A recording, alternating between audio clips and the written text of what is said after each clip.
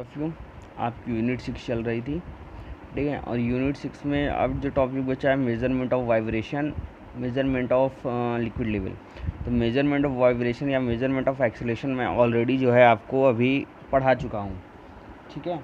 तो measurement of vibration completely पूरा हो चुका है। अभी जो टॉपिक बचा है वो मेनली क्या है, मेजरमेंट ऑफ लिक्विड लेवल, ठीक है। ये कोई इतना इंपॉर्टेंट टॉपिक नहीं है, तो इसका मैं सिर्फ आपको यहाँ पे डिस्कशन करूँगा, इसका कोई आपको नोट्स नहीं प्रोवाइड करूँगा।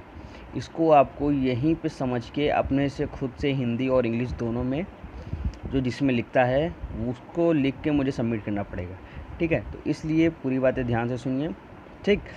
तो लिक्विड लेवल यानी कि जो हमें सतह होती है लिक्विड की, ठीक है, उसको हमें मेज़र करना है, ठीक।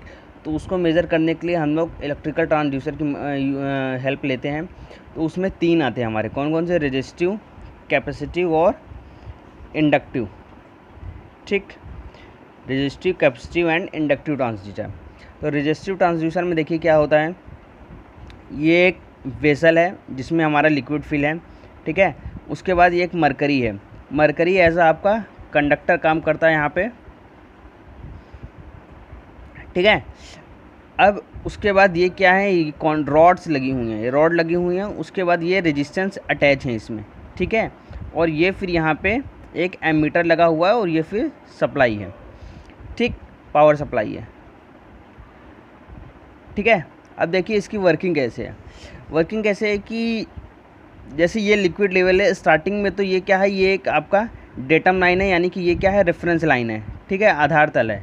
ये क्या है आपका डेटम लाइन है, ठीक,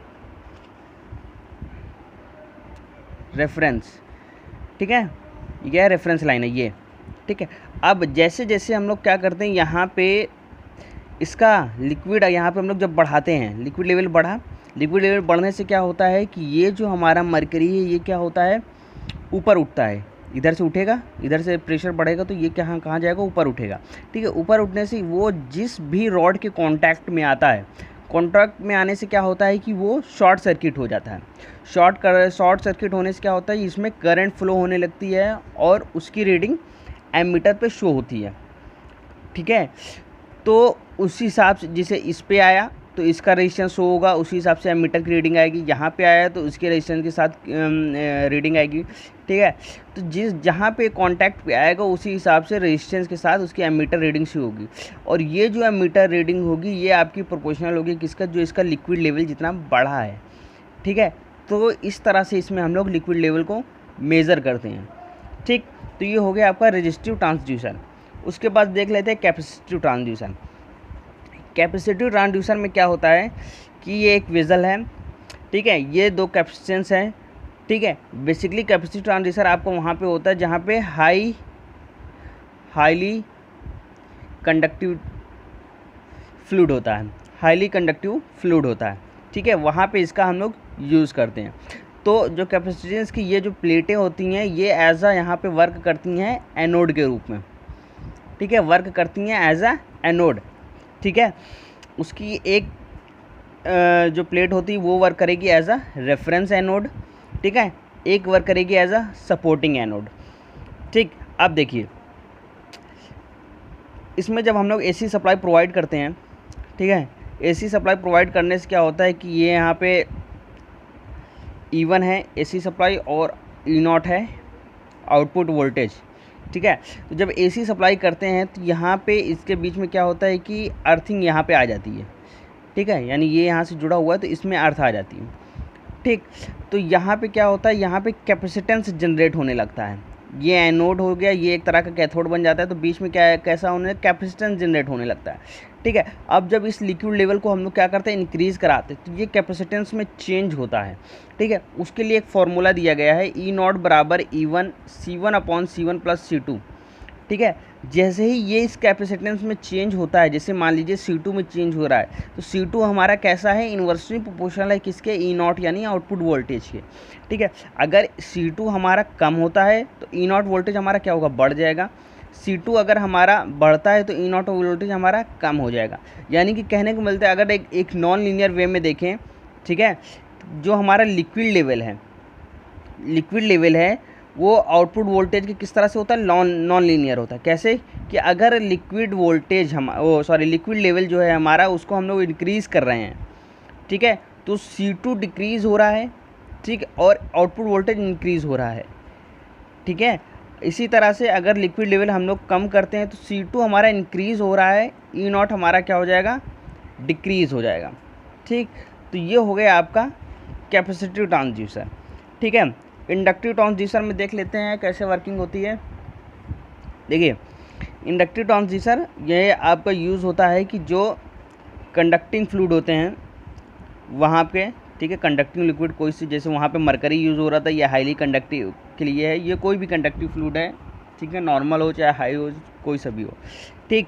तो इसमें देखिए दो तरह की कॉइल होती है, प्राइमरी कॉइल, सेकेंडरी कॉइल। एक को L1 एक को L2 बोल दिया गया है, ठीक है। दोनों कॉइल क्या होती हैं, जो हमारे स्टील ट्यूब्स होते हैं उनके ऊपर ओवरलैप होती हैं, ठीक। उसके बाद अब दोनों कॉइल आपस में कनेक्ट होती हैं एक R नाम के रेजिस्टेंस के साथ सीरीज़ में, ठीक है। जब AC सप्लाई प्रोवाइड की जाती है, जब AC सप्लाई प्रोवाइड की जाती है तो उससे पहले सुनिए उससे पहले AC सप्लाई प्रोवाइड करने से पहले क्या, जब नॉर्मल कंडीशन में है तो क्या होता है, इनके बीच में इंडक्टेंस जो होता है वो नॉर्मल होता है, यानी कि कुछ नहीं होता है, ठीक है, या बोल सकते हैं सेम होता है, ठीक, इक्विलिब्रियम में होता है, ठीक है। तो ये दोनों कॉइल क्या होती हैं, आपस में इक्विलिब्रियम में होती हैं, कॉमन होती है। जैसे मैंने LVDT आपको पढ़ाया था उसमें, ठीक है, जब AC सप्लाई होती है तो इसका लिक्विड लेवल चेंज होता है, ठीक है। अब यहाँ जो एक कॉइल है प्राइमरी कॉइल, ये काम करती है एज अ सर्च कॉइल का, ठीक है। कैसा काम करती है, एज अ सर्च कॉइल का, ठीक है। ये जो कॉइल होती है इसको हम लोग प्री कैलिब्रेटेड कर दें, यानी ये पहले से ही कैलिब्रेट की जाती है अकॉर्डिंग टू लिक्विड लेवल, यानी कि एक किसी लिक्विड लेवल पे इसको हम लोग फिक्स मतलब इसका इंडक्टेंस क्रिएट कर देते हैं कि इसका इंडक्टेंस ये होगा। उसके बाद अगर लिक्विड लेवल में जो चेंज आता है, वेरिएशन आता है, उसको ये सर्च कॉइल क्या करती है कि इसको जो है आउटपुट वोल्टेज को वो शो करती है, ठीक है।